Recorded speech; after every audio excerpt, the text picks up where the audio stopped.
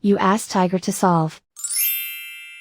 This deals with linear equations with one unknown. The final result is x equals 3. Let's solve it step by step. Group all x terms on the left side of the equation. Add x to both sides. Simplify the arithmetic. Group like terms. Simplify the arithmetic. Isolate the x. Divide both sides by 4. Simplify the fraction. Find the greatest common factor of the numerator and denominator. Factor out and cancel the greatest common factor.